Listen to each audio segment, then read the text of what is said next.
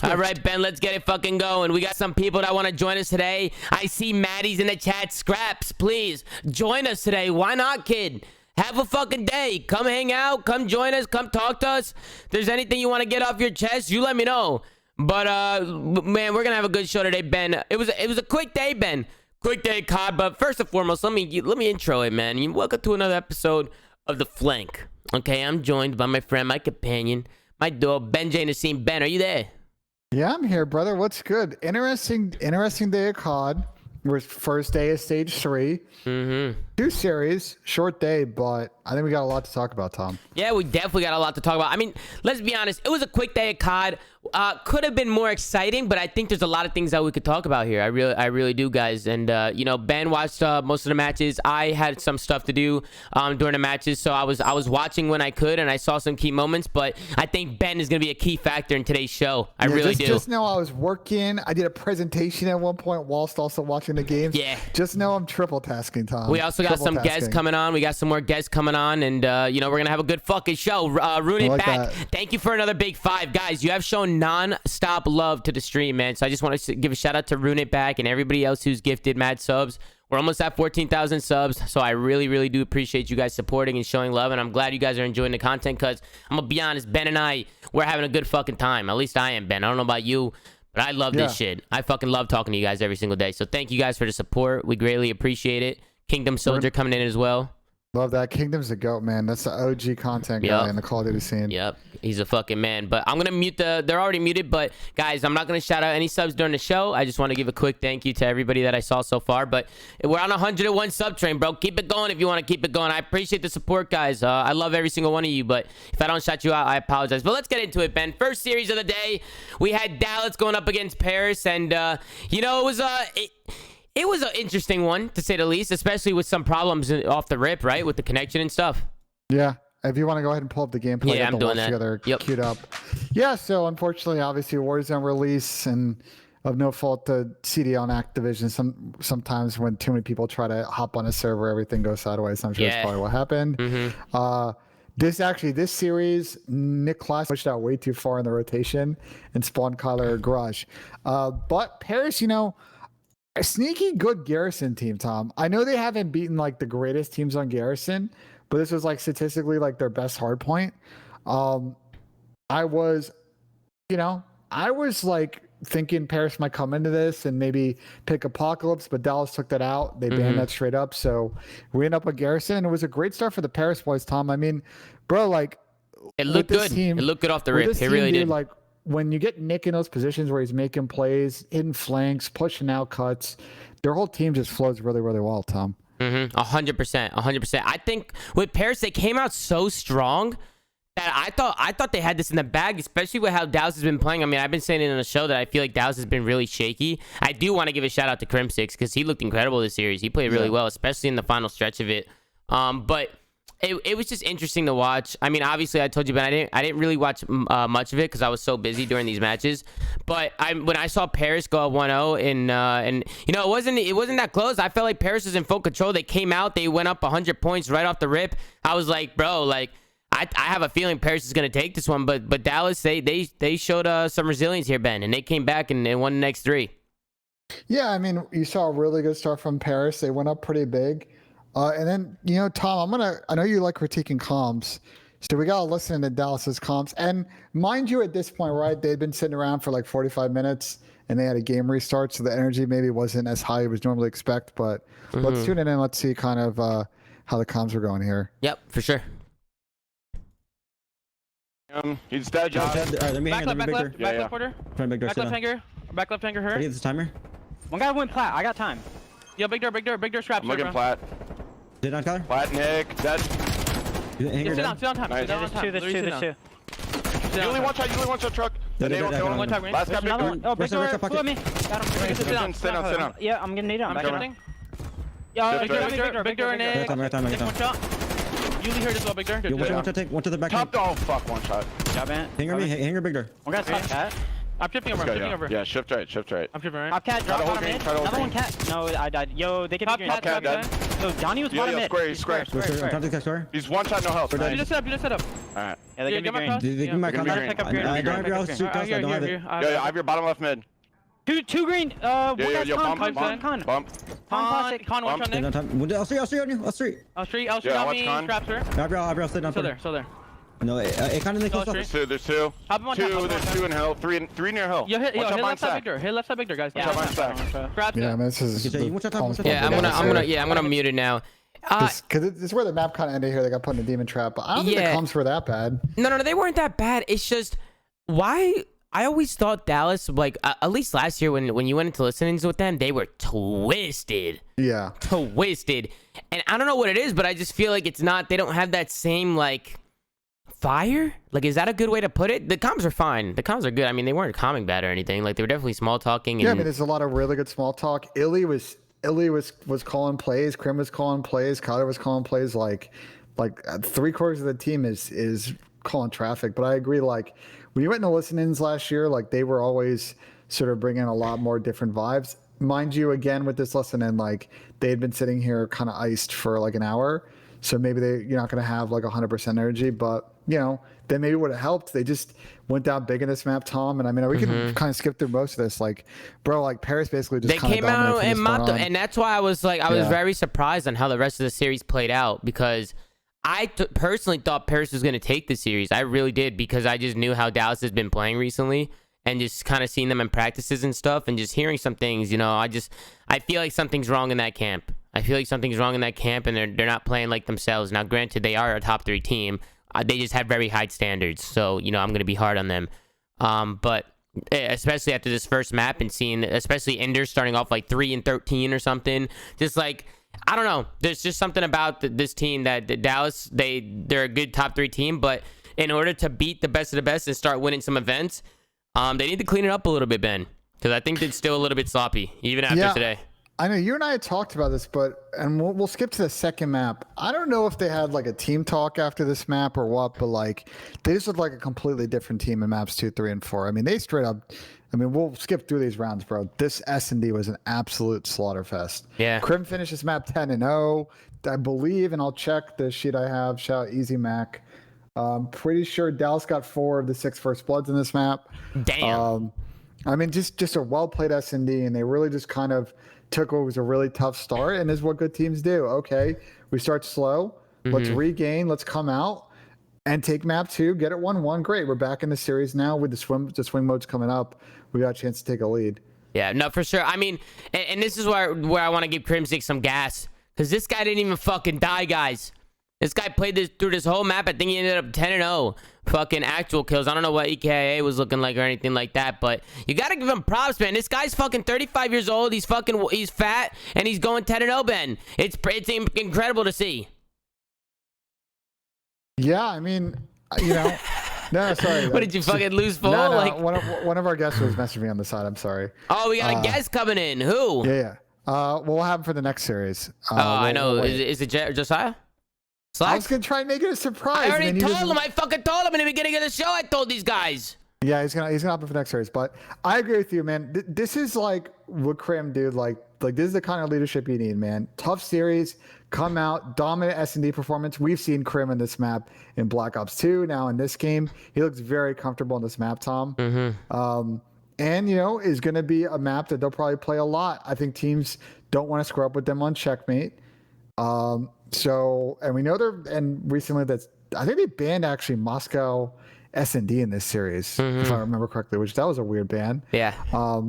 But I believe on the other side, I think Paris took out checkmate. Like they're going to get this map a lot because it's going to be between Express, Miami, and Raid. And just that's usually how those videos kind of play out. People don't really want to play Miami a lot, even though we did get in this series. So you'll get a lot of Express. And, you know, I really liked what I saw from Dallas on this map. They were really disciplined, Tom. They have really good kind of set plays to A and both B. I like their defensive default. They don't overextend. They don't really get blooded easily on defense too often. Like, I just think their fundamentals, and all the times I've seen them play this map, Tom, like, they just look like they have a really good understanding of how this map plays. Yeah, I mean, I want to know what happened on the other side with Paris. Hey guys, people in the chat saying Chris is fat. It's a joke between friends, guys. He tells me to eat a burger all the time because I'm so skinny. So it's just an inside joke. We roast each other all the time, guys. Now I know a lot of you might be newcomers. You know what I'm saying? But me and Porter are like really good friends, guys. We talk all the time. You guys had that banter for years. Yeah, we've had that banter for years, guys. I'm not taking no personal shots or nothing at the guy. We're fucking around. You know, he roasts me too. It just goes back and forth. And I was giving him a compliment. He absolutely fried. Crimson's absolutely fried today. So I definitely wanted to show him some love. I'll definitely give him a FaceTime later and tell that bastard that he did well today. But what's going on with Paris, Ben? Because 6-0, this was just sloppy out of them, man. Sloppy. You got to think here. You know, they come out. They win the first map. If they could clean up their S&D and maybe take the second map and go up 2-0, you start to think this would have been a different series. Maybe Paris would have took this one. It was just weird to me to see them get 6-0 mopped like that. And maybe it's because, you know, new player coming in. You got Donnie. Maybe they're not just ready yet. Maybe they're not ready. Maybe they need a little bit more time to get into their S&D rhythm a little bit. But, you know, I was going to say, Soap kind of made a good point. He said, you know, S&D is played 2 times in a series for the most part, especially if it's gone, you know, game 5. I wonder why pro teams don't scrim S&D more. I think people are scrimming S&D more this year. They scrim S&D, but it's not like, you know, like for instance, Control, hardpoint Control, you're doing every single day. You play Control once a series, and you play every single day. Like, I'm surprised. Maybe it's because it's just harder to get S&D. It's just a different game mode, right? So it's like harder to get practices. Yeah, all I'll say is, so I have access to the scrim sheet and you do as well. So I kind of know what teams are playing each other and what they're doing. And teams have been playing a lot more best of 11s this year, like straight up. I think the other problem though with S&D scrims, and we'll talk about why I pause this guys in a second, is I think it's probably a really hard game mode to scrim because teams probably don't take it seriously on the other end. And so you don't, you know, it's just hard if it's just not playing the same way as it does in matches. But I agree, like, considering you play this twice as much as you play Control in a series, theoretically, if you go with the 5-game series, like, you would want teams to play that game mode more.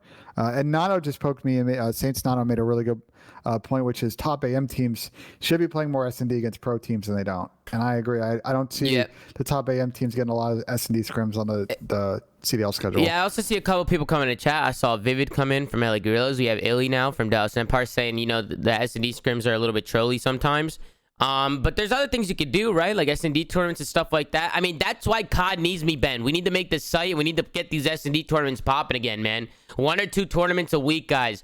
Fucking crazy prize pools. I guarantee you we'll start getting some pro teams in on them, or fucking get some of that going, man. I think that would be a great idea. I really do. But it is. I guess it's difficult to scrim S&D in a non-trolly way, especially when people don't want to give up their strats. So it's a good point. So to talk about this situation, like, I mean, this may just be Paris again trying to figure out combos. Like, this is not a plus situation for them. They're in a 2v3, right? They had that situation where Donnie didn't get that second trade up top and he got traded. But like, even the way they played this 2v3, Tom, and like, I don't know if number 5 Maddie heard the rotating back, but they just they didn't try to make any kind of play in this 2v3 situation, right? You're in a neg situation. Like, at least groove up and try and hit shit, bro. Like, try and get some timing, get lucky. But instead, they let Dallas get the bomb down in a 3v2. Like, you're never going to win that round in that situation with every retake. No, definitely not. Dallas has got to mega throw this and throw their lives away for you to win this round. Like, I just, that kind of inaction and that kind of play style, I think, is always going to be really difficult to win maps. Yep, I agree. I think they'll figure it out with time. This has been a team that's only been a thing for a little bit. And I think they'll figure out their S&D more. I just think they got kind of mega curb stopped by a team that had a lot of strats on this map. Yeah, no, for sure. They, like you said, they just need more time. That's what I said. I think too, once it was up like 3-0, 4-0, Dallas is all smiles. They're running through this map. Like this map was chalked. You know what I'm saying? This is over. Paris just came out flat in the S&D, and I really don't think it was like anything, you know, that Dallas is doing. Honestly, I think Paris is just a little iffy on it, to be honest. But I mean, you got to give Dallas their props. Ever since they watched Ender, let me ask you a question, Illy. Now that you're in the chat, did you watch this fucking movie with Porter? Now you guys are actually playing. I said, don't tell me Porter's maniac mind was right. You know what I'm saying? Don't tell me that. He said no, so I think you got your answer there. Like, Illy, I'm calling you Illy, by the way, because, you know, if I say Ender, people are not going to know who I'm talking about. But, Illy, what the fuck, man? You guys watch a movie, and all of a sudden, you guys are the best S&D team in the world?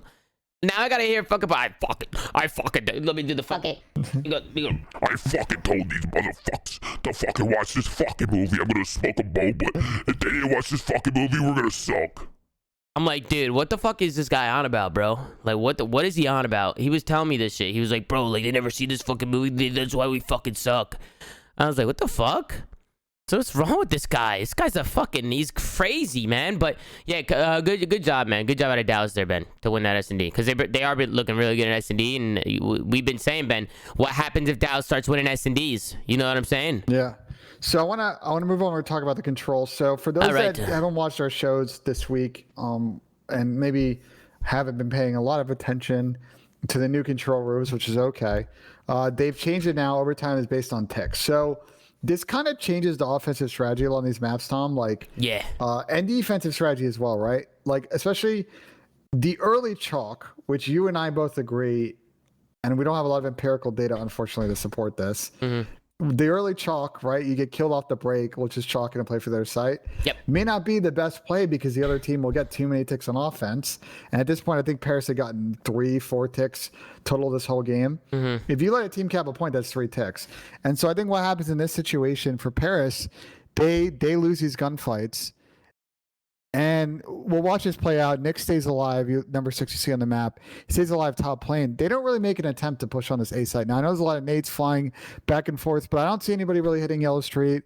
I don't see anyone trying to make any kind of play. They basically just kind of sit in their spawn here and just kind of wait for kills. And I don't know if I necessarily agree with this strat, Tom. Mm-hmm. It didn't really necessarily change the course of this game because as you guys watch, you're going to see that Empire will win here on offense, so it didn't really matter. They need to send more people playing, Ben.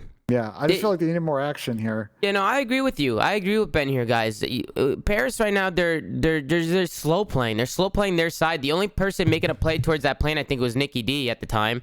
And they're coming off spawn and they're just flooding that lane and just holding L triggers. They and didn't Dallas even flood, Tom. They're just L triggering. They just L triggered. They just sat. You know what I meant. Yeah. They went towards the hill. They fucking L triggered.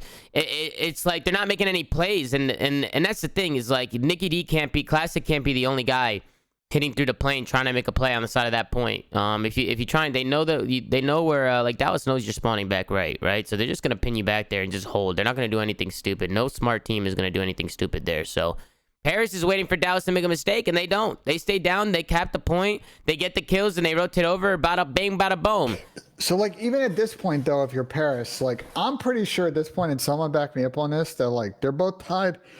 And I think Dallas may actually be ahead because I think they got in a tick earlier in an offensive round. Like, I'm pretty sure Dallas at this point was like in the driver's seat to get defense. Mm-hmm. So that's why I didn't quite understand at Paris. But he's like, yeah, obviously you don't want to get in a situation where you go for dead again and then suddenly they're on both points. But you also don't want to get in a situation where you chalk it and now you're guaranteed to not have defense. I just think that trade-off in that early chalk is going to totally fundamentally change how teams approach control going forward. I agree. I mean, it definitely changes it a little bit, right? The rules change, so it goes to ticks now instead of kills. Yeah. So the mindset of control is definitely going to change from these pro teams. And I agree with you, Ben. If you're just chalking points right off the rip, you're just giving a team 3 free ticks. I agree with you, Ben. I think you're spot on. Ben is. Let's get a win. Let's get a fucking win.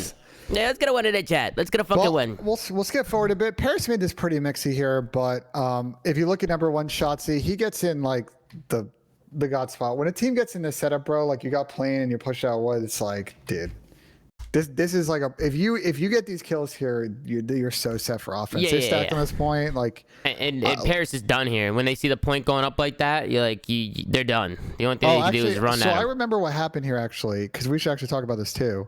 Which is Kyler actually gets behind all of them. So Donnie called in streaks at some point. I think it's here-ish. And Kyler gets very weird timing. And again, this probably comes down to Paris being a new team, right? Mm-hmm. Tendencies, call-outs, like communication. Like you still need more reps. But basically what happens, and we'll let this play out, is Kyler gets behind all of them. And at this point, it's chalked. Like he sets up this kill. For some reason, Nick doesn't turn around here. He dies. I think he lost him. Now Shotzi gets in that point. That was the hard point. Okay. Yeah, I confused the hard point. But this is another situation, too, here where Kyler got through, right? I don't know. That's a Len. Yeah, it's a Len. I'm confusing situations. Happens a lot, though. That happens a lot to me, too. I think Kyler just gets good timing, though. No, he So does. Nick calls him out. He goes back. Regardless, Yeah. again, who's the only guy in plane? Nick. Tyler, they get the kills in plane, they get the kills down low, and they jump down. I mean, plane is everything on this map. I bet teams have been saying that shit since day fucking one. Get plane control. You can't just stand around the map on defense and just hold lanes. You got to get control of the map. Map control here. So you know, Paris are a new team now with Donnie coming in. They're gonna go back and lock down the control. I think the thing with Paris is I think their hard point looks really good. They just need to focus on these other two game modes, and I think they're very more of capable of, you know, performing way better in control and S&D. It just looks sloppy today. It just looks sloppy. They looked a little lost. Yeah, and then this map, and we'll get to it. Like this map got closer, but Paris had good spawns. Let's listen to the comms. Flips. Let's listen to Paris comms. I'm naded. Stop playing. Still top right wing. Shot too weak. The barrel, one shot, Kyler. He's behind the gray box in the right corner. Behind the box. Shotsy's top playing, guys. I hear you on the top plane. They're working plane. Dead, 1A bomb. Hit plane. Left plane, Crim. Crim's weak, we're wing. They're noticing it now, Ben. Full flash There's no one. small talk. Turn over. We're gonna bring him back. Mid top plane. Yo, miss that point. Top left wing. Top left wing. Behind the box. Behind the box. Might have missed that point. Tyler really weak at table. He backed up their exit now. A bomb. A bomb. Again, Nicky D alone. In the weak, it's mom. Hold this up. Hold this up. Spawn out front. Spawn out front, guys. We got front, yeah, we spawned out. Pushing you out. Pushing you out. I have to push you. Go forward. Inward. Yep, he's Go in wood. DP4. He's outside of ult. You wood and long. And wood and One long. dark. I'll let dark. One push dark as well. Spawn out far. I'm trying to get planer. Oh god, we can do this. Trying to help you. Back right on me, ender, guys. No top plane. Going far back right now. I need a pillar. I just see the guy fire right. He's on the pillar. Yeah, he's on the pillar. Use P4, guys. Use can't P4. P4 there. P4 there. One was back Let's there. go for P4. On the pillar. You guys. Go in. Top exit. There's a trophy guy down. He pushed in cabin. He pushed in cabin. Send me one. Cabin dead. Pillar, ender weak. One shot. No, two on me. So weak, pillar. Left. And one's back footsteps. From her. One more for right. No, he's back plane stairs. Shot, sir. You have a lot to say about this, One Tom. shot. Yeah, I'm gonna mute it. I'll start it off. I think the main thing for me that I'm seeing on the minimap and in the comms, one with the comms, they keep calling out a lot of, you know, where people are, but there's no small talk between the team. Yeah. I feel like I would like to see them small talk a little bit more, try and work off each other a little bit more. And then when you look at the minimap, it seems like they're not small talking. They're pushing one by one. They don't look like they have a plan on the map. You heard it a couple times. They were like, let's get plane control. It goes both hand in hand from the control we just watched and the hard point on checkmate. Plane control is everything. That's how you get the map control. And they weren't doing it. They weren't doing it together. Again, Nicky D's hitting that plane. They're saying get plane, and then Nicky D's the only one hitting it. So it's weird to me. They just seem off. Their comms were, you know, they're very active. They're very energetic. I like the passion in their voices, but they need to start working on some of their small talk. And again, that's not an easy thing to do, guys. You know, small talking in COD is hard sometimes because you get so zoned in and you're so worried about, you're thinking about so many different things. It's not an easy thing to do, but it's something they're definitely gonna have to work on. So hopefully they can fix their small talk a little bit, but it's showing in the minimap, Ben. Yeah, I mean, you can. A lot of pros and coaches will say like you got away with it a little bit in the last game just with the squad spawns, but in this game you get punished for bad positioning like really badly. And I agree, like when you're doing those single chows, when you're not small talking, you just kind of stack the deck against yourself. And they basically got chained like 3 hills back to back there, and that's how they got put in this huge blender. Yep. I appreciate the guys from Nameless saying I was looking good today. I don't know if you guys saw, but Nameless really going all out with the 80s team today on the broadcast. We'll pull up a clip later. This man was looking like he was in some retro gym before the I don't know what the fuck you were wearing. I'm gonna be honest. I don't know what that was, but apparently your girlfriend liked it. So I mean, if she liked it, it's all that matters, I guess. You know what I'm saying? Let's get a Wameless in the chat for that. Yeah. We'll get a Wameless in there. We'll talk about insight. We'll get the insight. We'll get the insight. Don't you worry about a thing. But there's honestly not much else to say about this series. I'm gonna be honest with you, Ben. Well, I think this map kind of tightened up. Like actually, it tightened up. But look at the score. The Paris got back into it. But then again, this situation right here is also it's too late though. It's too late. It's too late. They get in a weird situation here. Kyler is like top wing. You know, Donnie's calling streaks, so he can't really see anything, and Kyler just gets amazing timing. He gets behind them. They get put in the blender after he gets his kill. And you know, you've been in that situation. P4 is like the absolute worst when he's spawning out. Yep. I'm a big fan of Paris. I think they just need to go back to the lab and figure some shit out. But I do think Yeah, they're a good team. they're a new team, bro. They ran up against a top 3 team. Like, I actually really like the maturity of Paris. After the series, they just tweeted, look, like, we had chances in this series and we tossed it. We'll get better with improvement. There was no like immediate shock. Like, they know that this wasn't a series they were favored to win. There are matchups in their group that they can potentially get an advantage in, and they just gotta get better as a team. So I think you had a nice map 1, but a lot to work on in the other game modes. I mean, the map 1 just showed their potential. That's all it did. Yeah. Showed their potential, and then now they just need to start putting it together. And then on the other side, I want to give credit to Dallas because they looked incredible today. I think besides for that first map, they came out really slow, but I think everybody on Dallas has been performing really well. I think they've been starting to kick up the pace a little bit, and we'll see how they continue to play through the week, through the weekend, and we'll talk about them again. But next series, Ben. Wait, first of all, can I say something? What the fuck is going on today with all these people wearing some crazy shit? What is it like? Are they doing something? So it was like Verdansk, right? The Warzone map, and we'll go watch the Illy interview, guys, because you guys want us to watch it. 1984 Verdansk theme. Oh, that's lit. That's lit. Yeah, that's so, like, lit. The music on broadcast had the theme, like the virtual set had the theme. That's dope. Obviously, based on the way you saw the guys dressing with the mullets and Illy the glasses interview. Go and back. all the. People want to see the Illy interview. I'm getting there. Give me a minute. And Big Wake on it. Look at this fucking guy. Look at Nameless. Look at this guy. This fucking guy. Trying to find it. Hold up. What the fuck are you wearing? Who gave you those fucking glasses? Who gave you those glasses? Hey guys, thank you guys for keeping the fucking train going. 116 train. I really appreciate you, man. Tom, you want to listen to this interview? Yeah. Let's see what Ender had to say. Illy. Let's go on board with Illy, aka Ender, and see what he had to say after this match.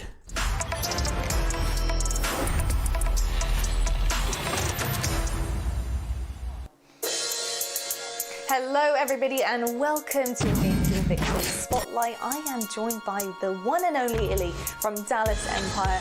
Illy, I could talk all day about how good your S&D is because my god, it is monstrous out there. You didn't give them a chance to breathe, but I don't think I would be doing fans justice if I didn't talk about what you guys need to improve on and where your head's at in terms of hard point. So is there something going wrong there in specific, or is it just more like a communications type of thing? I would say it's just a communication type of thing because, as you know, stage 1, our weakness was S&D and not hard point. Now it's hard point, not S&D. It's just a communication thing. It's just something we got to work on in scrims.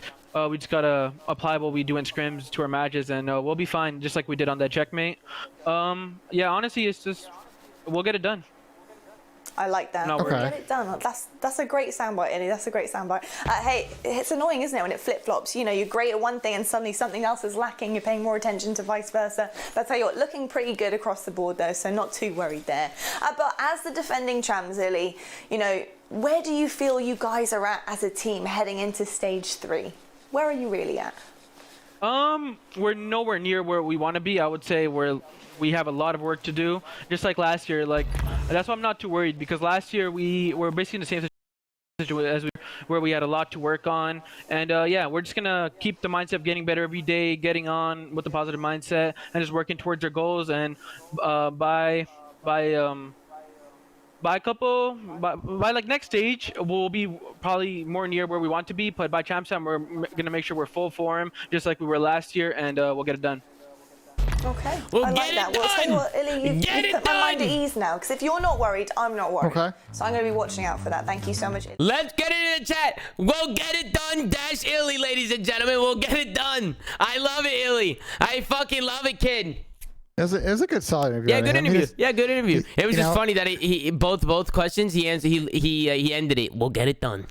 I like that. You need reps to do interviews, right? And these guys are virtual, so No, that was a good interview. Great interview, Ender. That was a good interview, kid. So we got a guest, Tom, for this series. Yeah, we got a special guest. First of all, let me say we got Toronto Ultra going up against the Florida Mutineers.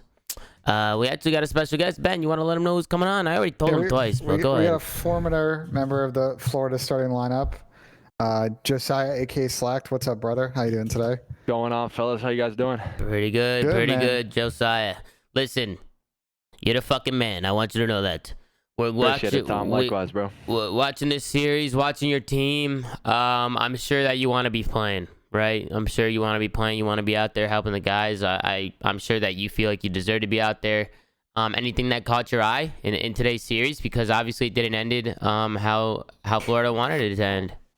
Honestly, Tom, it seems just like it looks from the outside looking in. It's the same thing I was talking about. I've said it on the show before, and I've said it time and time again. I know that they think like in these map vetoes and when things are going on that they're good at these maps, and in practice we've performed on them, and it just seems like it's the same thing. They pick another checkmate hardpoint, and I'm sure they're doing great on it with Colt in practice or Havoc, then get to the match and things just go south. I mean, that's kind of been the story of our, like, honestly, team. I think they're now 1-7 on checkmate hardpoint, and in scrims, I think going into it, I've said on the show, we were like 11-2 in scrims. So it's like, where's the line where you draw it? And it's like, okay, we're winning it all the time in practice. It's one of our best maps, but then we pick it in these matches and we can't win it. And we're playing the same exact teams. Like, they probably scrimmed Toronto on it. I guarantee it. And I've heard that they played Toronto and they're playing really, really well when they're scrimming them. So I don't know. It's weird. It's hard to say because it's very rare that you see a team perform really well in practice and just don't fucking do it in the matches this consistently. I feel like this has been the story of your guys' team for a while now. You know what I'm saying? So like usually you see that for a little while, but usually you see if a team is performing on, in practice, they eventually do it in the tournaments eventually. Usually. So I'm confused as to where the change, like, what do you think it is? What do you think is the problem for going from, what's the difference is what I'm trying to say between practices and the game? Like, is it a mindset thing? Is it a nerves thing? Like, what do you think it is? I think it's a combination of a little bit of everything, honestly. I think in these matches and on 60 hertz, the game slows down a lot, whereas in practice, even like teams when you're scrimming, when we're playing other teams, people will throw away their lives, not really value their lives as much on rotation, and it makes the game a little bit easier, and you don't really get put in those tough situations where a team really like locks down a chain of hills. Like, let's say on P4 to P5 on checkmate in matches, I feel like teams have a really good job of holding those tower spawns and rotating over to wood and really not giving up, a lot of time, and then someone gets streaks and it kind of goes in a chain reaction from that. And I just think that that's kind of the biggest issue. And in matches, teams are obviously all on point. They're disciplined, going really hard, disciplined. And if they make, the right play, they're going to discipline a team. And I think that's just probably the biggest difference from matches to practice. I agree. That's what I was going to say. I feel like it's a discipline thing. I feel like you guys probably in practice are either not making the right plays and just absolutely fucking frying because maybe teams are trying to play discipline in practice and you guys are just running around fucking smoking them. Or I think in matches, I think you guys just need more discipline. I mean, to sum it up. I agree. I mean, I told my team when I was on the roster, I was like, dude, we are so good in practice. I literally could get on drunk and play and we would still beat teams in scrims. Like, that's how good of a team we were. Like, I literally didn't have to spawn in, and I'm not even kidding. It's like, I don't know. I think we've seen this before in other CODs, like just scrimming all the time, seeing the teams that play a lot better in the practice. And I think that, I don't know. I mean, I think they can put it together. It just, I don't know when it'll be. And I don't know. We're getting late into the season. So. And the reason why I also say discipline is this right here. Boom. The stats from today. Now, when you have Havoc, Neptune, Skies, they're all dropping numbers like this. They're better than that, and it's not coming down to a skill thing. It's not a talent thing when you look at this team. Even with Josiah was another one that was a great player. I didn't even think a change was going to really do much, but I feel like now, looking at these stats, it really sums up that, hey, you guys are probably just not playing the game the right way. Because when you play the game the right way, it's a lot easier to get kills, guys. That's like why you see a team losing and more than half the team is negative like this. You know what I'm saying? But Ben, I'm curious to see, what your thoughts are of this team and what you think the problem is. I have a question for you, Slack. Like, what's your read on like where Neptune is at as a player? Like, do you see him as a high ceiling player? Do you think like, he's still at a stage where he's learning like what the right play is, like how to play the fundamentals of sort of the right system of COD? Like, what's your read on it? So I've said this multiple times on my stream, and I've said it on, to him when we were teaming and to our coach and everything. I think Neptune's gun skill and movement, 10 out of 10, right?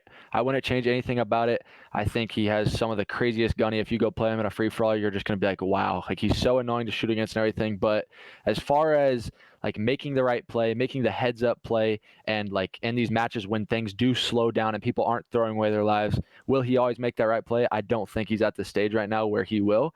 And I think being like, even playing with him as an SMG duo, it was tough at times because let's say, Tom, me and you are working the map together, right? And I know the type of player you are. I know what you're going to do in these situations when it's crunch time, right? Yeah. I know you're going to take the long route. I understand if we go 4 dead on a hill and you're the first guy to spawn up, you're going to take the longest route that's going to benefit the team and set us up to break the hill, right? Yep. And when we were playing and stuff, I would try and tell him and let him like understand things and try and get it across to him. But I just think it's a timing thing. Like, he needs more time. Obviously, it's his first year ever competing in Call of Duty. We're on a 4v4 boots on the ground game where, you know, you got to make the right play. And like I said, in these 60 hertz matches, teams are going to punish you when you don't do the right thing. And I just think with time he'll be fine. In 5v5, it was a lot less punishing. You saw people like Shotzi and Illy come up and, you know, easily take over, and you didn't have to learn the game, I guess, as much, because in 5v5 it was way less punishing. If you just want a gunfight, you build yourself out. And I just think it'll be a time thing for him. I agree with you. I think it's a big switch going from Halo to COD, and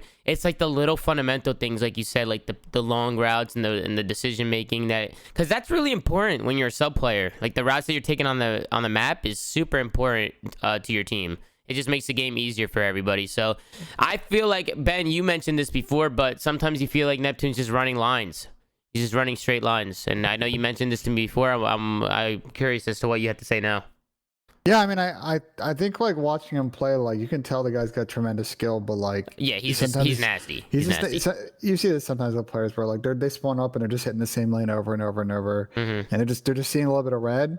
The game's got to slow down for him. That only comes with time. Like, Ace is a player that we've talked about a lot, and he's talked about on this show that, like, he was similar to that, and that only came with reps. It really came in his third year in being the league, right? Team with you in Black Ops 4, team last year, Minnesota. This is the year where it's really clicked for him in terms of the game slowing down and him knowing to make the right play in the right situation. So yeah, no, I agree. I think somebody, honestly, too, if Neptune's listening, obviously we all think very highly of you. You know, we're all saying how cracked and how fucking godlike you are. I think the main thing with you, man, is you know, go watch some of the top sub players and go see the routes that they're taking and try and mimic some of these routes and try and pick up on some tendencies and get into a habit of doing some of these things. And I think once you get into a rhythm and you start hitting those routes and start hitting those timings, I think you're gonna be untouchable, bro. I think you're gonna be an amazing player. So just focus on that. Don't worry about your movement, your kill, and your skill, and just absolutely shitting on people. Focus on actually making good plays, like the right plays on the map. And then on top of that, I mean, you're having an iffy series from everybody else except for Awakening. So Neptune's not the only one. You know what I'm saying? And Awakening's on a whole nother level. We gotta give Big Joe some gas. Oh, Joe's disgusting. He's good. He's fucking really, good.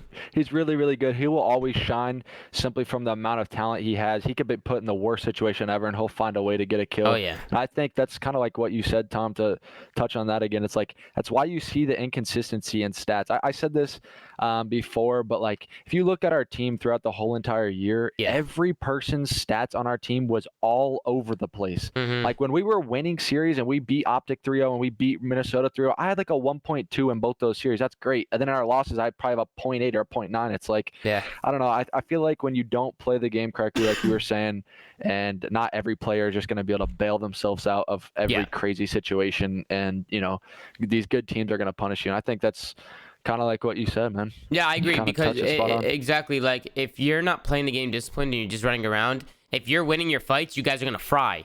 But if you guys are losing your fights and you're not playing discipline, like, it's just making the game harder. You guys are making the game harder than it should be. And I think that's the main problem. And I think you know that, at being like a vet in the scene. I think you know how COD should be played now. I like that you guys have a playmaking. You guys, this Florida roster is capable of making plays, every player. That's what I really like about it. I mean, you watch that round right there. That's a 1v1 that Big Wig is not going to win 9 out of 10 times, but he clutched up there. I mean, he broke. Yeah, the playmaking ability is crazy. He got off the bomb one shot and then still had to get the kill because he didn't have time to plant. Like, exactly. So they just need to figure out their fundamentals, but I think that's just the main thing. But they come out in this S&D and a big clutch to kick things off, Ben. Yeah, it was a pretty back and forth S&D. Like, overall, like, bloods are pretty even. Like, the rounds are pretty even. I know Toronto kind of went on a run in the middle of this, went up 4-2, and then it went kind of back to back. Yep. I kind of liked some of the rounds that Florida runs. So I'm gonna skip to a round. We're gonna skip a little bit ahead here, guys. Hey, go ahead, skip ahead. Thank you guys for showing love too in the chat. You guys are fucking crazy today, man. Crazy. I love it. I fucking love it. I can't thank you guys enough. The Zoo Mafia. Let's get some Woo Mafias in the chat, man. You know what? Give yourselves a pat on the back. Sometimes you got to show yourself some love, you know? Appreciate you guys, man. I appreciate you guys. But carry on, Ben. As Yeah, you try and find. I like some of the set plays they run here, and this is a round that doesn't work out. Like, Tommy, you and I have been talking about this because we were watching a little bit of Challengers action and like seeing more like aggressive middle strats from teams on defense because that lane can be open sometimes. Like, it obviously doesn't work out here for Florida, but they try and mix things up. I like the innovation. I like the innovation. The thought process here. Like, don't just stack it. Try and get a little bit aggressive and throw them off. It was an interesting strat, though. Yeah, it was an interesting strat. It was. But this S&D kind of goes back and forth. Big Wake has a couple of big rounds. He actually wins a huge. We'll skip to round. Can I go 10. back to that? Can I go back to that initial strat though? That mid hit strat. Yeah. You want to know what I think the problem is with that strat? And this is and this is the one thing that I caught my eye. Look at the score. Pause it. Look at the score. It's 4-3 right now. Yeah. It's 4-3, and Dallas goes back on the defensive side. They have a chance right now. Florida. Florida. My bad. Yeah. Florida goes back on the defensive side. I'm fucking faded. Back on the defensive side to tie it up at 4. Right? Why are they doing risky strats now? Why are they making a risk now? They should be playing a basic default defensive side. Maybe have a good setup or try some other strats, but not something like that running up the middle of the map. Well, that's kind of risky. To kind of that, Tom, it's risky, but like, I kind of like that in that situation. It's unpredictable. Yeah. In a 4-3 round though, you like that? You like taking a risk on a round like that? I mean, it's a big gamble. I'm but saying it's I like risk. You're talking to fucking me. I used to take risk all the time. I know. You know what I'm saying? I saw the round you hit on the mouth, brother. You don't gotta tell me that. Yeah. See now. If it was 4-4, then I would say fuck it, hit mid. I get like say Florida wins this round and they bring it up 4-4, they carry some momentum, then maybe take a risk. But look, they're on the defensive side and they just double run through mid map, and it's just like, I don't know, it was a big risk for a big round like that. Josiah, what do you think? Would you have called a strat like this in a 4-3 round? I don't think so. I like the idea of this strat. I just think it's too risky for two people to run down middle and trap yourselves like that. Because if like what you said, Tom, even if a team plays slow and plays spread, like, and you catch yourself, two of your submachine gun players are just trapped in mid tracks, it's like I would maybe like to see one of them go mid hall and one of them run down mid, and then maybe the guy who runs down mid could make the play, and the guy mid hall isn't really trapped as well. Because right there you see that Toronto kind of played spread. They got spotted. Bant saw them, I think, through the mid tracks, and then they were just trapped mid map, and Toronto did a great job of just clearing them out. I mean, yeah, it was a good blind counter as well from Toronto. I mean, like Toronto could have fucking all hit B, did like a B hit or something, and it would have worked, So it's one of those things where, I like that Florida's trying to make plays though. I like that instead of just playing like the basic S&D where they just get picked apart like some of these other shit teams. They're actually making plays. This round, if they'd actually looked for Cammy, this round could have been completely different because they would have had Toronto like trapped in. If you think about it, they pick Cam, like suddenly now you can't really back up because these two guys are watching your wrap back. You can't hit the site because two guys are watching A. Suddenly this track could have worked a lot differently. But I kind of see your thought process, Tom, especially in a 4v3. It's like it was just the timing of it. I like the idea. I like the strat. I like the idea. Let's like I said, you're talking to me. I like people that do shit like this because I think it's unpredictable and I think you really catch people off guard as long as you're doing stuff together. It's really no problem, but there's a time to do it. You know what I'm saying? You don't always do that. I think that was just an interesting time for me. I think with the round count and them being back on the defensive side, able to tie it, I think it was a little bit of a swing round. I really do. And then after this, Florida, they bring it back. They go down 3-5 now. They bring it back 5-5, and then, it falls apart again. Yeah, I mean, we'll skip to round 10. Round 10 and round 11 were actually kind of wild. So, like, this was a strat Toronto. I mean, it's a pretty basic strat in this map, bro. Just go B. And basically, Florida kind of gives them the push through. Tommy, you and I were watching, so I was like really shocked that neither of the Florida players got picked off the bat there. This then turns to like a crazy stalemate. Cammy will get the blood here in a second. He's going to kind of check his flank and then push out and kill Havoc.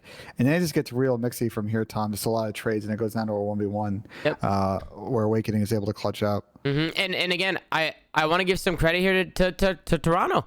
The champions, man. I mean, they come out, they win the series, and they clutch up when it matters most. And those are championship caliber teams. Teams that can clutch up at any given moment and have that capability of making plays and doing stuff like this. I don't know what the fuck happened right there with Awakening. That was a good play. Bro, he melted him with that pistol. Cammy was 10 HP, though. Yeah, but I didn't even see Cammy. But you saw I don't that. know how he saw him. That must have been crazy from his point of view. He must have 'cause when saw I his was ass watching or it live, something. I was like, what? I was mind blown. Yeah, like that just didn't even. It didn't even look like he was there. It was just weird. I don't know. Awakening, he's just a different fucking beast. I guess he saw his fucking. It looked like he shot his butt. His butt was sticking out, or his elbow or something. But he got him, and it was a big play. He brought it 5-5. And we had a round 11, Ben, here in map 2. This was exciting because if Florida had won this map right here, we would have had a crazy fucking series. Yeah, and I think Big Wake, aka Awakening, is going to kind of rue this round. He gets 2 attempts at a first blood, and neither go in his favor, and then he inevitably dies to the guy in train, because they had like a pretty decent setup here, right? So they set up for this A hit. They got pressure A, and they actually rotate back here. You'll see them kind of. How does Awakening get all the way through their? I didn't pay attention to the mini map, but he must have gotten either crazy timing or something. Does he just run through mid? You'll have to point it out, Ben, because he gets through to their catwalk. Yeah, Kleenex kind of gives it up, and they both play the hop up, and so he's basically just down middle now, and nobody's watching. He just ran down mid. Okay, Yeah. that's what I was wondering. Inside's playing the phone booth, so he can't see it. And this is just unlucky timing. Like right as he comes around this corner, Bance kind of like tucks back in. And he gets naded. He's getting shot by Kleenex. Did Bance dodge that nade? Yeah, no. Or did he miss the nade? I think he jumped over the catwalk actually onto the train. I'm pretty sure. And damn, and he didn't get peeled there. I mean, there's nobody there. There's nobody there. Yeah, he jumped off number 2. What's crazy to say, it's obviously in hindsight, but if Awakening just doesn't slide there, I guarantee you he probably gets a first blood. Like if he takes his time with that, like and just maybe walks around the corner or shoulders the cat stairs and just get the clean up beam. Bance for free, exactly. Instead of sliding in. The second he slides, Toronto's got their headsets cranked. They know he's there now. Yeah, not just that. He slides the corner and like panics because he doesn't know if he's looking at him or not. He rushes the kill. Like if he just takes his time, throws a shimmy, he notices he's not looking at him and just gets a free kill. Yep. Would have been a good play. But I like it. 5-5 and look at where he is. You know what I'm saying? It's ballsy. I was curious how he was there. I like it. I like it a lot. Because if he gets that kill, dude, Inside's basically dead to rights. I mean, he was going to be in like a 1v4. Exactly. He definitely get traded this out is a big fight too. Cammy gets the better of him there. A lot of people are saying shit on. People were roasting him and stuff, but at the same time, that fucking little pillar that Cammy was behind in the train. The auto aim goes away, and you could just finesse that so much. You could just shimmy it, and you just don't know. Like if you're the player sitting on the open, you don't know if he's gonna come left or right, and Cammy's just shimmying both sides, going back and forth, and it's like holy shit. Like you can use stuff to your advantage. It was like an MW when people used like trees and poles to like shimmy behind and stuff. Like you just lose aim assist. It's tough, guys. It was actually a very good play from Cammy, in my opinion. So just good plays by Toronto. But anything that caught your eye here in the control? Well, yeah. I mean, this is another map where Insight went off. He's got his statistics are very much outliers in the league right now. He's absolutely frying, but his interactions per 10 are like very low amongst the ARs. I don't know what you guys' thoughts are on like why you think that's happening. Is that just like he's just getting a lot of like clean trades because his teammates are pushing so far back? Like, what are your thoughts on that kind of breakdown stats wise? I don't mind it because they won the last event and they're still winning series now, and he's dropping good numbers. So I mean, if it's working for them, clearly they're on a pace and a rhythm, and they hit form as a team. So I don't really care what his interactions say, to be honest. Now, Ben, you had mentioned maybe teams are going to start adapting and realizing Toronto's play style and how they play, but in the meantime, I wouldn't fix what's working, or I wouldn't try and fix anything. Nothing's broken here. It's working for them. So I wouldn't change a thing, personally. I think it's okay if his interactions are low. He is the main AR. So, I mean, if anybody's going to have lower interactions, I'm glad it's the AR player. You know what I'm saying? And he's a very methodical player. He's very methodical. He knows what he's doing. He is a smart player, and I heard he's also like an IGL type role to this team. Like he's always trying to in-game talk and be a leader. So I think this Insight guy was a good fit. I think they've been playing well, Ben. They've been playing well.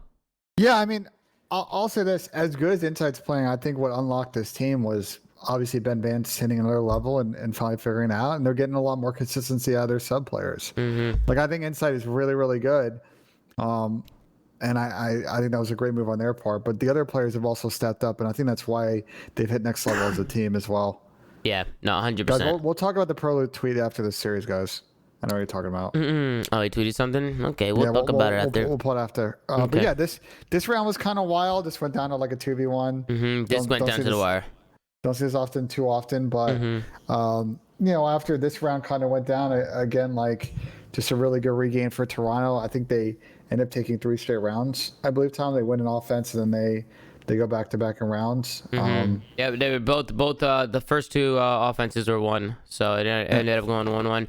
It was and again for Toronto, Tom. Sorry to cut you off. No, you're good. Don't worry about it. They're now on a pretty decent win streak on this map, right? They're on like either 4 or 5 win streak on this map now. They beat FaZe. They beat the other Toronto teams are godlike. These guys are actually godlike, bro. Like, they're good. Like, Toronto is no fucking joke. They're hitting form. They're finding rhythm, guys. They're the champions, and they come out, and Florida's is not some walk in the park. They're not. And Toronto, they came out and they took care of business. And even though it was close here or there, sometimes they clutched up, and that's all that matters. A W is a W. So, and bro, going back to Insight, because I see a lot of people talking about him in the chat. He has an interesting play style, but I feel like it works for this team, Ben. Yeah, I mean, I don't think he's the fastest player on planet Earth, but when you have like crazy, and I don't, it's a balance. It's a good balance. But they got like these crackhead subs that like they just go. I hate that word, but it is what it is. Like, if he's getting their trades and then he's pushing up and he's getting that second kill, that third kill, like, it works with their play style. That stability and his ability to be in the right spot at the right time, like. Yeah, if he's playing slow, that's another thing. But like, if he's in the action and making impact plays, then it really works for their team right now, man. Yep, I agree. Yep. Who said that? I thought you said yo. I thought somebody said yo. I just said yo. I mean, I just fully agree with that. I think it's like a safety net to the team, honestly. Yeah. Another interesting thing in this map is, as we watch the third round of Control, Awakening finished this map 40 and 36. Yeah, no, this guy was 40 and 35. I was like, how the fuck did they lose this shit? What the fuck were they doing? He shouldn't be dying 36 times, but it's absurd that he gets 40 kills to begin with. Yeah, but Neptune had just as many deaths as him.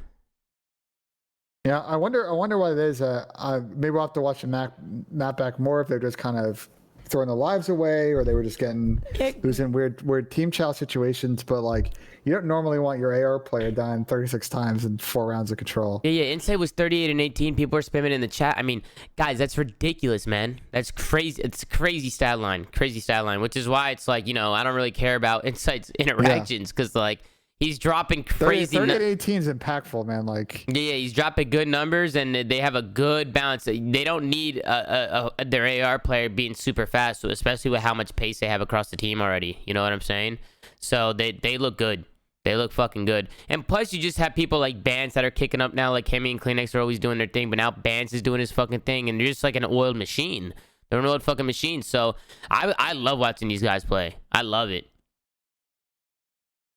And then on the flip side for Florida, Tom, just to cut you off, I feel like they got burned on this map through Kitchen. Like, so Toronto, you were mentioning this to me. We talked about this during this stage 2 major. Like, Toronto played this map totally different than other teams, right? Other teams, like on offense, like they're trying to kill those guys in bed and then go. Whereas Toronto's like, that's great, you pushed out front.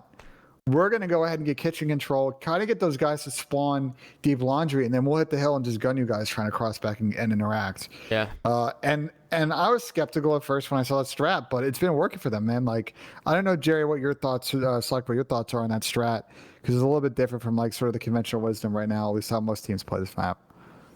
Yeah, I mean, I think it's just, I don't know. I've always said, and when I was on Florida too, it's like, I think you just got to be on the same page, and it seems kind of like what you were saying they are. Like, they kind of go through their spawn, and they let you kind of have bed control, and they know what to do, like, after they get kills and what their objective is. And I think that's, like, kind of what separates them from a lot of teams on this map. And especially, like, Florida specifically, they look kind of, on offense, just scatterbrained. Kind of, they didn't know if they wanted to go around or if they wanted to retake bed control. And I think it's just kind of the biggest thing is just being on the same page and knowing, like, hey, when we get kills, we're going to go here, and they're spawning there, So, I don't know. I think Toronto does a great job of that.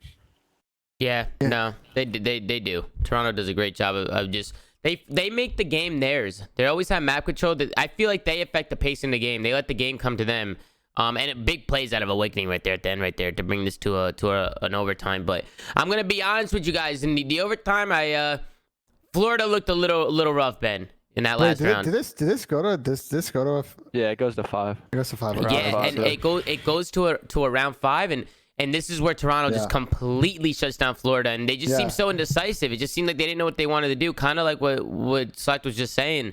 You can watch it back, but they don't even cap a point here in this overtime. Toronto just completely mobs them and ends the series. I don't even know if Insight even has to use his he was holding the back pocket artillery the whole time. He and was. They just 4 wipe them off spawn. They know they spawn B, and it's like they just do a great job. I mean, they're like I said, they're so aware of what's going on, like where the other team's coming from, and they have that back pocket artillery whenever something goes wrong. Now we got Parasite in the chat. Drop us some knowledge. You can join real quick, Parasite, if you want. But the show what's your thought here? Sorry, I didn't mean to cut you off. No, what's your thought here, Select, when you get this deep spawn here? Would you like them to keep supporting their teams B, or try and go and get that stack circle, knowing that teams generally will like chalk that side of the map if you get on with like you're saying whenever they went 4 dead off break? Yeah. After that, like in this situation right here, they kill the guy pinch and they spawn in that deep garage spawn, but they have one guy like already pushed out bed. And it's kind of go to support him instead of rotating back to A. Yeah, I think you have to wrap back and kill someone out of your spawn, because most of the time if you just keep getting that bed spawn, you're just funneled the whole time, right? And like the other team's just spawning back jungle, they're just constantly pre-aiming bottom bed, and they just have you pinned. If they have a guy mid-map and a guy blocking the A spawn, like you're really doing nothing at that point. So I think it's good to send a submachine gun back towards your spawn and hopefully kill the guy blocking the A side. Then if you go towards B and die, then you spawn A and you can actually get something going on offense. Teams play this map wrong, yo. No bullshit. Who? Teams play First this of map all, wrong. did you just wake up? No, I just got on though because I woke up late. But listen, man, teams play this map wrong. This is the second time, and this is versus the exact same team, that teams don't punish this play style. Even Toronto just loves going ring and mid. Why is it that you see Florida, right? They have a guy mansion, and then they have a guy pushed up garage, and he's just sitting there blocking.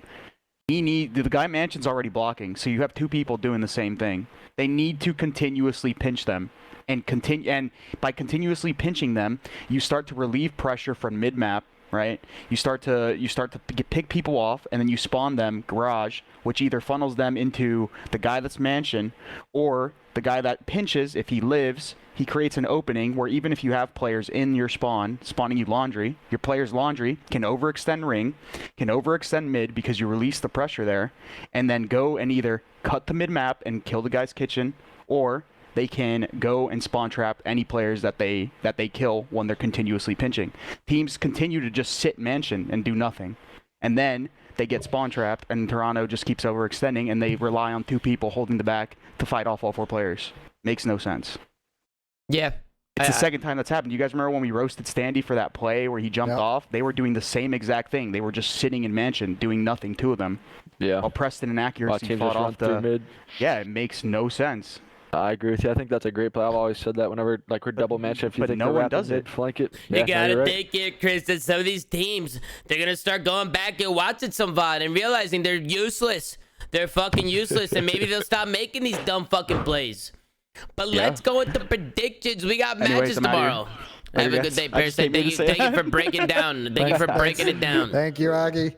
Later, guys. Thank you. It's always a pleasure.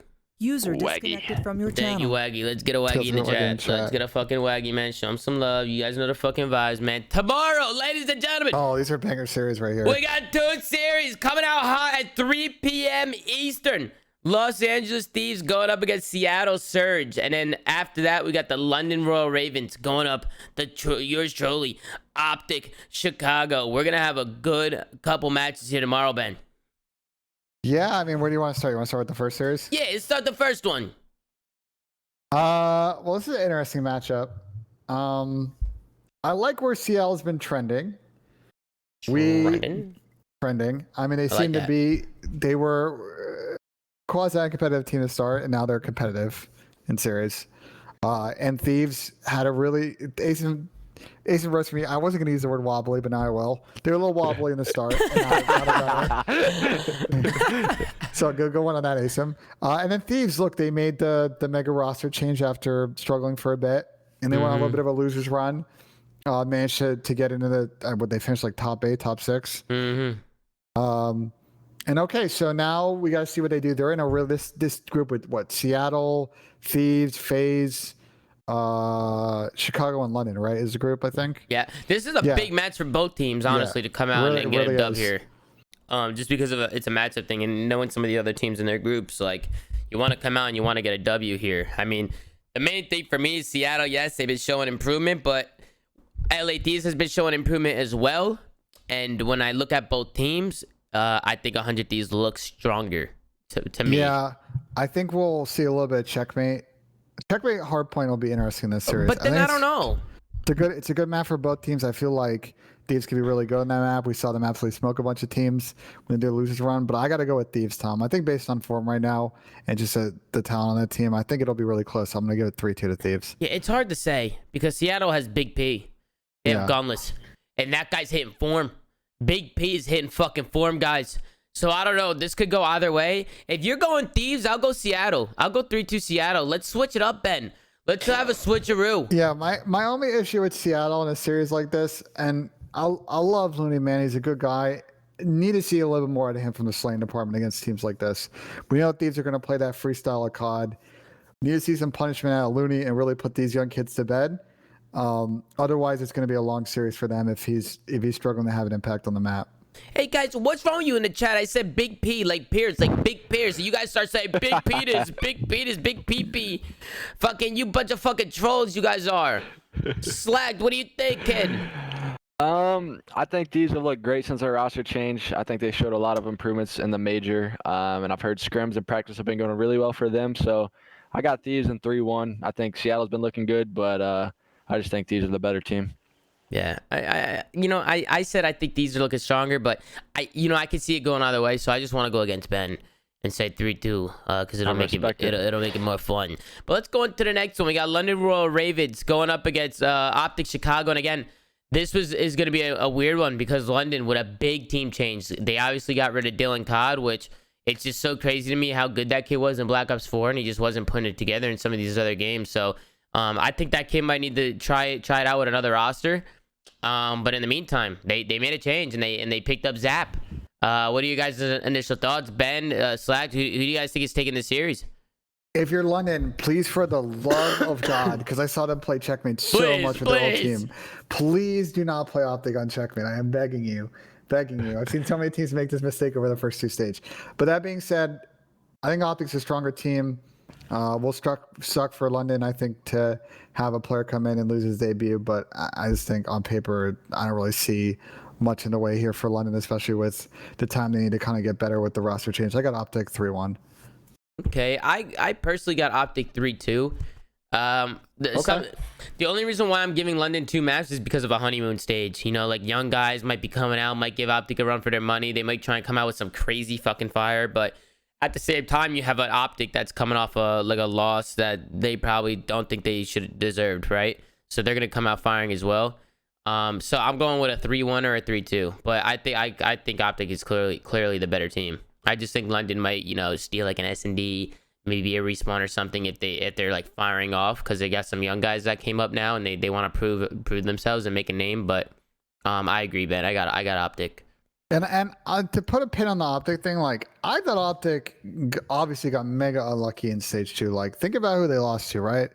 They lost to Toronto Ultra, who ended up winning the whole event, and they lost that crazy series against Minnesota, which came down to that 1v3. Like outside of that, like they were destined for a deep run on Sunday. They really have turned around their S&D game.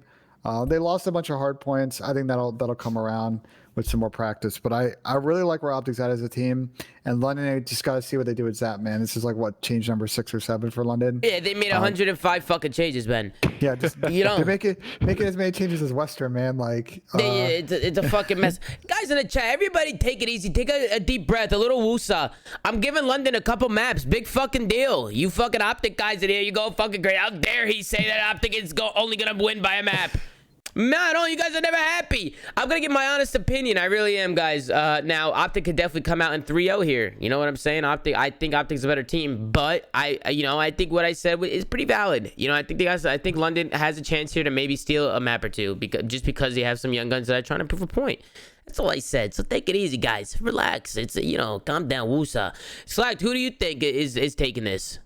Honestly, Tom, I gotta go with Optic. I don't see Zap really making this London team too much better. I think they've just been all over the place this year. Kind of a coin flip every series they play. They're not really solid in any of the modes. Like it's not like a guaranteed win for them. I say a 3-0 or 3-1 Optic. Maybe the search and destroy goes London's way, and that's about it. Yep. I agree. I think I could see a map or two here or there from London, but I'm going with Optic for sure. So we got a couple good matches tomorrow, guys. Couple good matches. I'm excited. Obviously, it's a little weird with only 2 matches a day because they just go by like really fucking fast. So you know, we'll be live again tomorrow after the matches. But guys, are there any questions in the chat? I want to answer some questions, and then I want Ben to end it with a putt. I want Ben to fucking putt it. I want him to drain it. I want him to fucking drain a putt. It's like a regular thing. Yeah. You gotta drain a putt. You gotta drain a fucking putt. Fair enough. I was actually, somebody in the chat was actually planning on giving me a challenge. If you drain it first try, they'll drop some subs. Okay. Oh shit, we got 10,000 bits coming out of what is that? That's Noah. That's Noah. Yo, I appreciate the 10,000 bits, man. Wait, Tom, pull up Prolude's tweet. So I wonder what's going on in NYSL camp. Again, guys, they could be baiting, bro, and we're just like feeding in the trolls here. But as Tom pulls it up, we got a little bit of a Toy Story gift coming out of Prolude. So long, partner. Guys, who gives a fuck? I think we're being baited, bro. Who gives a fuck, guys? Should I just start tweeting out gifts and shit just to make everybody trip out? He says, "So long, partner," and of course, Nato with the Cristiano Ronaldo gift. Typical, fucking typical. He is a Cristiano Ronaldo fan. You and I both know that. Yeah. He's more than a fan. He's a very, very big fan. Big supporter of Ronaldo. Yeah. He made him his avatar for a few weeks. I was like, the fuck is this guy doing? But I don't know what's going on with NYSL Academy, guys. I couldn't even tell you. I really couldn't. So. Didn't they lose didn't they score like 25 or 30 points against a pro team like a couple days ago? They got shit on. Yeah. But I'm also seeing a lot of teams get shit on, even pro teams. God, what is with all these scoreboards I'm seeing now with teams getting 3 or 4 fucking points? What was the team that got 3-point clubbed? Do we know? It was Nato's team. It was NYSL Academy, wasn't it? NYSL Academy was the team that got 3-point clubbed today? No, today. I don't. Yeah, Hydra and them. They 3-point club somebody. People are saying LAG. Well, that would be unfortunate considering they just made a roster change. Wait. Why is everybody saying Hydra tweet? Like what? You can pull up Revan's tweet. They're talking about the tweet that Revan made about Hydra. With the scoreboard? Yeah. Okay, let's bring it up. Yeah, this guy fucking went off, guys. You know, this guy is just fucking. These French people don't fuck around. There's a Hydra tweet Joel linked to. It was 250 to 3. Yeah. 250 to 3 slacked. Can you believe that shit? Oh my.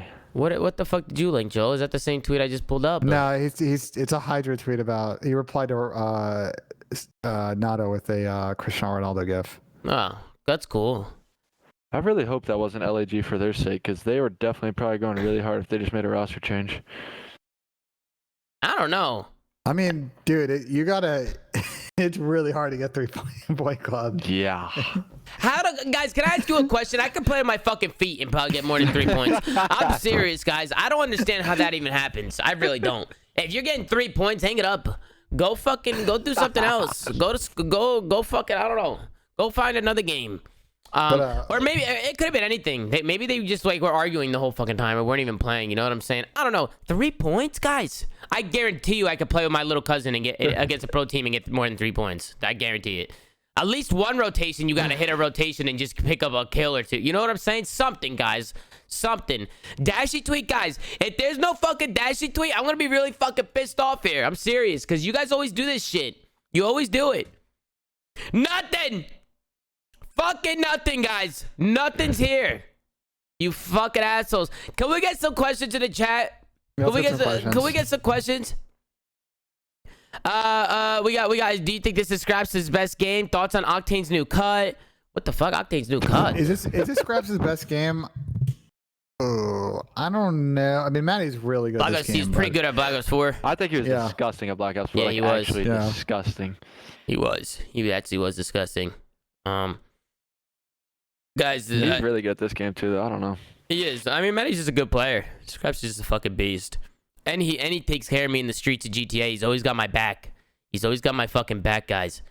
What else? What do you think about NYSL not announcing Hydra to the starting roster? Did they? Well, they don't play till the weekend, so they got their sweet time to announce that if they want to. Yeah, true. I mean, they don't. Yeah, they're not. They don't have to announce realistically, guys. Like Hodges on the roster, they can put whoever they want out there. I mean, if they want to make an announcement, they can. Mitch came in the chat. She said, Mitch tweet. I went to Mitch. There's no tweets here. The only thing I see is help me make a decision. Chipotle, Chick-fil-A, or In-N-Out. Guys, what do you think? Chick-fil-A got the most at 46%. Well, this is at night. Yeah, like you think the time this was posted was a factor, Ben? Yeah, I mean, Chick-fil-A is more of a lunch meal for me. I don't know about you guys, but like I'm always getting Chick-fil-A for lunch, and then like Chipotle's not a bad dinner option. I don't know, but In-N-Out is definitely not in this conversation. Let's put that to the side. You think so? You just want to chalk it up? In-N-Out might be one of the most overrated burger chains. I agree with you, 100%. 100% overrated. See, Michaela's gonna lose full. She's gonna lose full because she's from Cali and she loves In-N-Out. Listen. Here's my In-N-Out take, because we had them in Austin, Texas too, bro. The burgers hit. Animal style burgers hit. The shakes hit. But you know what ruins it for me, bro? The fries. The fries are terrible. Why are they so bad though? Like why? They're why? Terrible. Like why? There's no way In-N-Out like taste their own fries. Like they don't taste their own fries, and what they're like, wow, these are shit.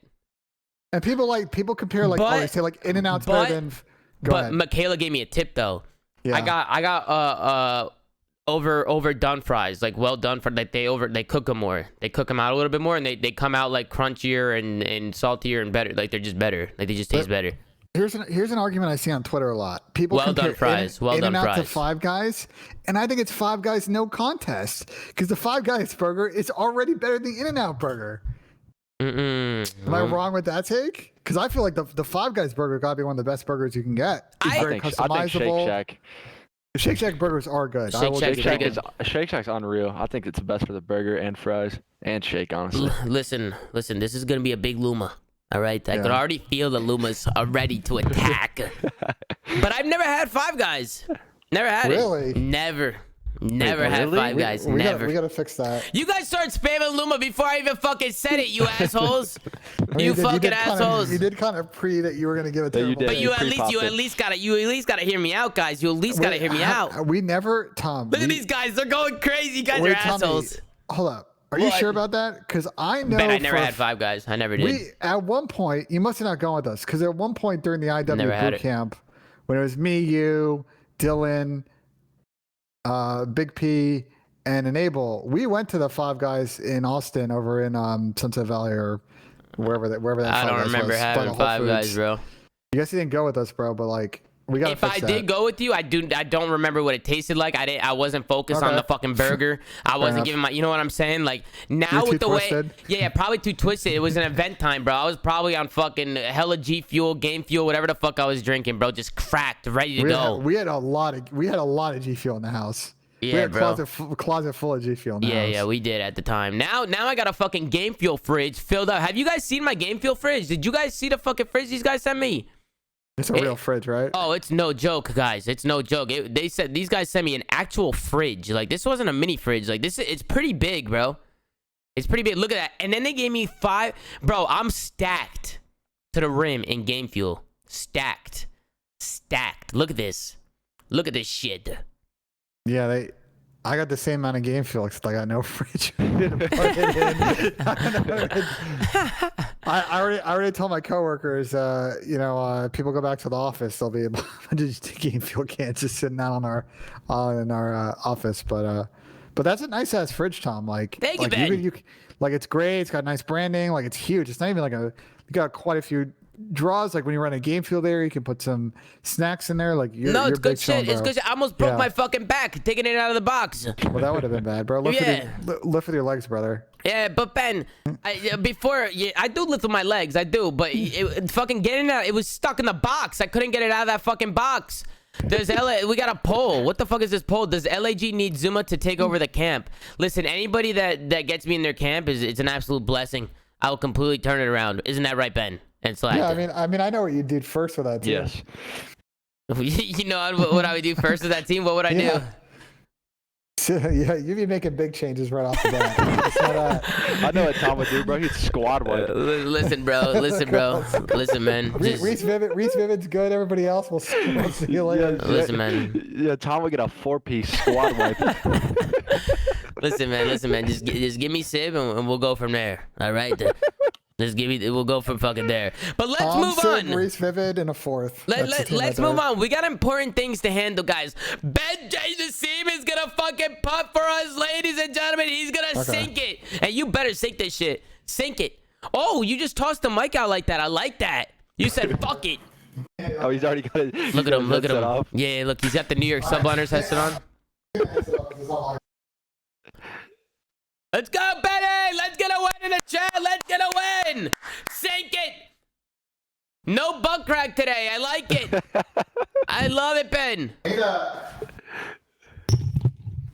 need to get my putter regripped, guys. Look at this. Like what am I? Listen, bro, you're you're fine. Putter regripped. I need to get regripped. I sent you $2,500 to buy a whole set of golf clubs. So. He's not even listening to me. He doesn't even have his headsets on. Guys, I gave this guy $2,500 the other week to go buy some fucking golf clubs, and he's still using this shit. Oh, look at the form. Nissim stepping up into the green. He's going to strike. He misses. He misses. He's absolute shit, guys. Oh, my. He's going for a second try. He's going for a second try, guys. User joined your channel. Steps back up. He's going to drop it in. Does he hit it? He hits it, and Nissim comes out with a fucking putt to end the show, ladies and gentlemen. Let's get a win. And we got Asim. Woo! I had to hit a quick redo on that putt. That was a trash putt I made. Ben, too strong off the rip, man. Too strong. I know. Man, and guys, before we end the show, how's my haircut looking? Yes, you got a haircut. I like the fade. You like it? Yeah, it's Tom, good. you look good. I saw it on Instagram. Thank you. Oh, I'm yeah, about to gas you up. Yeah, thank you, Slack. That's very nice of you. Asim. Yes. Hey, how you doing? You doing good? Yeah, I'm doing good. Just came in here to vibe, for the rest of the show. Yeah, the show's over. I'm about to end it now. 3 seconds at the end of the show. It was a good show. I was just coming here to say that it was a great it's okay. show. Listen, it was a quick day, so we're doing a quick show. Done. You know what I'm saying? Nice. The shows, you guys know the shows get mixy from time to time depending on what happens on the day. You know what I'm saying? But today we're keeping it short and simple. So thank you guys for watching, man. If you're watching on YouTube, please like, comment, subscribe, do what you gotta do. If you're watching now on Twitch, hit that follow button, User guys. left your channel. How you guys gonna know when I'm live? You gotta hit that follow button. You know when I'm going live. Also follow us on Twitter, man. Go follow Ben at Nissim, me at Zoomaa with 2 A's, and then please go follow Slacked, man. Twitter.com/Slack. Go check him out on Twitch. He's been streaming a lot, so go check him out, man. Go show him some love. Do what you gotta do. Ben's got it up on Apple Podcast now or Apple Cast. I got some more shit to plug here. It's Spotify. Go ahead, Ben. Plug it in. Yeah. So we're on Apple Podcasts now. The best way, if you guys want to find our podcast, I'll link it here, like in the chat. Anchor.fm/theflank. That'll link directly to the episodes. You can listen on Spotify. You can listen on other platforms, Apple Podcasts. We get the show up in the morning. Tune in on audio. We'll always have an audio version if for some reason you can't watch it on YouTube or you don't watch it live on Twitch.